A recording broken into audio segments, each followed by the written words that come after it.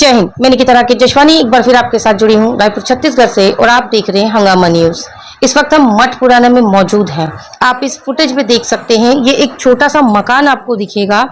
अंदर की स्थिति आप देख सकते हैं। एक बुजुर्ग महिला आपको यहाँ बैठी हुई दिखेगी।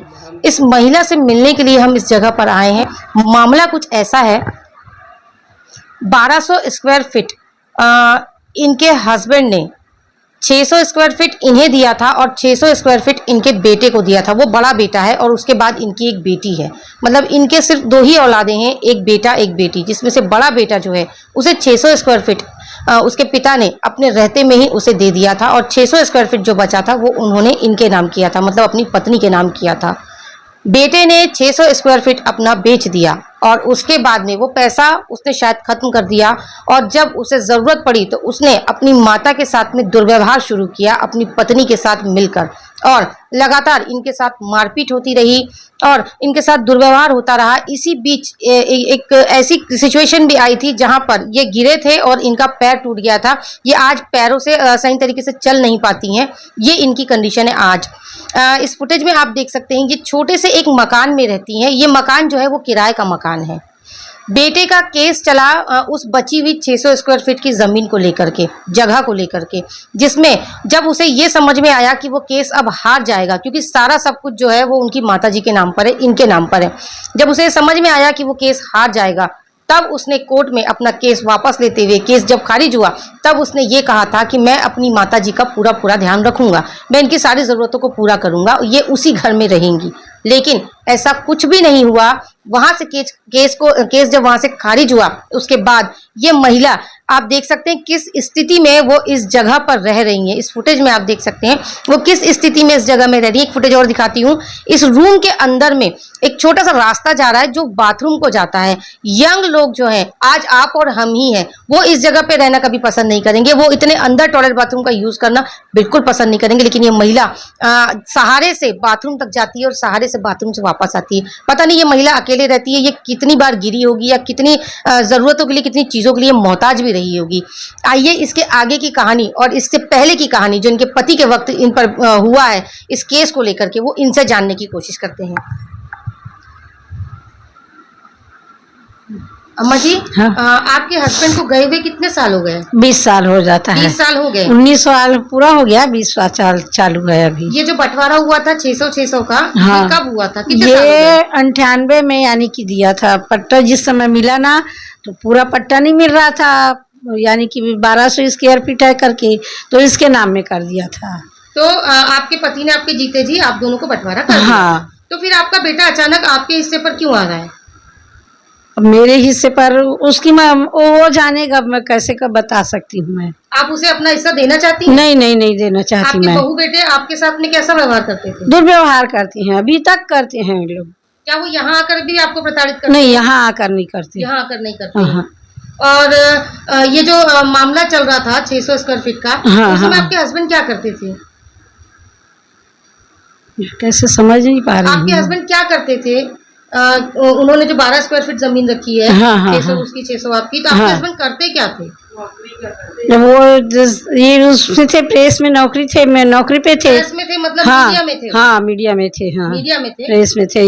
प्रेस में थे? यूएनआई वार्ता प्रेस में थे। UNI वार्ता हाँ, प्रेस में थे हाँ। आपके हस्बैंड? अभी भी है वो प्रेस, अभी भी चलता है, वहाँ है समता कॉलोनी में। तो ये कब से आप लड़ रहे हैं? और जब आपके बेटे ने आपसे कहा था कि वो आपको रखेगा, तो उसके बाद उसने आपकी तरफ ध्यान नहीं दिया, आपकी सुधी नहीं लिया? नहीं, रखूंगा करके बोला ही नहीं है। वो क्या बोला कि आऊंगा जाऊंगा देख रेख करूंगा। उसके बाद देख रहे? हाँ, यहाँ जैसे कि यहाँ रह रही हूँ, कहीं भी रह रही हूँ, देख रेख करूंगा बस। आपके मकान में अभी कोई रह रहा है? नहीं, अभी तो खाली पड़ा है। तो फिर आप वहाँ क्यों नहीं जाते? अभी नहीं जा पा रही हूँ मैं, अकेले कैसे जाऊँ? आपको जाने से रोका जा रहा है? हाँ, लड़ाई झगड़ा होगा, मारपीट होगा, फिर पहले जैसे फिर क्यों आई फलानी ढिकानी दुनिया भर का बोलेंगे, तो मैं कहाँ जाऊंगी? भाई ये जो केस कई बार तो मेरे को धक्का दे के भगा दिए ना, मार के। आपके बेटे ने आप पे हाथ उठाया है? बहू ने बेटे ने भी, दोनों ने मारा? हाँ, क्या करूंगी? ये जो केस चल रहा है ना, तो जो खारिज हुआ केस, तो वो ऐसे ही खारिज हुआ था क्या कि वो जो बचा हुआ हिस्सा वो इन्हीं का ही है?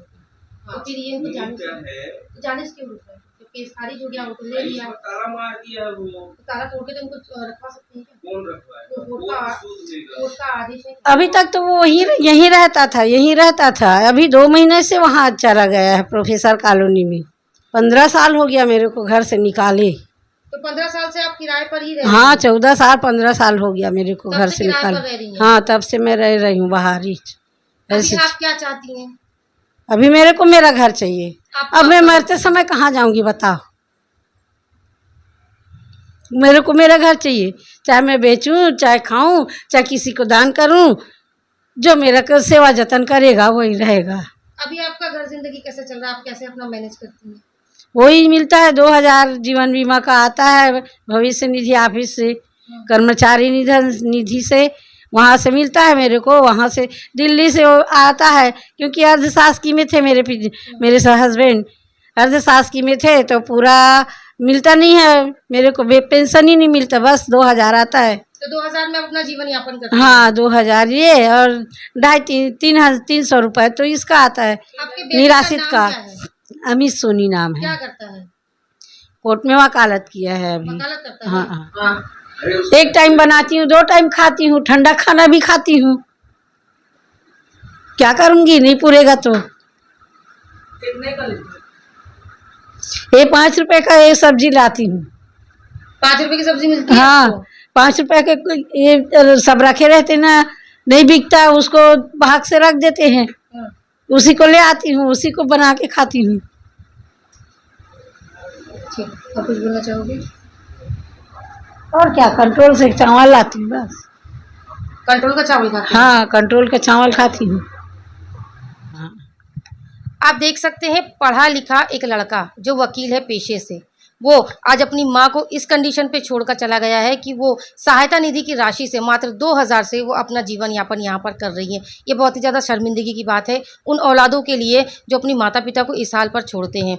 और ये बात बिल्कुल सही है कि वृद्धा आश्रम अगर हमारे देश से ख़त्म हो जाए ना, तो फिर किसी को ज़रूरत नहीं पड़ेगी अपने माता पिता को घर से निकालने की, क्योंकि एक ऑप्शन बच्चों के पास में रहता है कि ठीक है हम नहीं रखेंगे तो वृद्धा आश्रम तो खुले हैं, वो एक ऑप्शन है। तो लोग अपने माता पिता को जो नहीं पाल पाते, नहीं कर पाते, वो उन्हें वहाँ छोड़ देते हैं। आगे हम देखते हैं कि हम इनकी क्या मदद कर सकते हैं। इसके आगे की इनकी अपडेट के लिए बने रहे हमारे साथ और देखते रहिए हंगामा न्यूज़।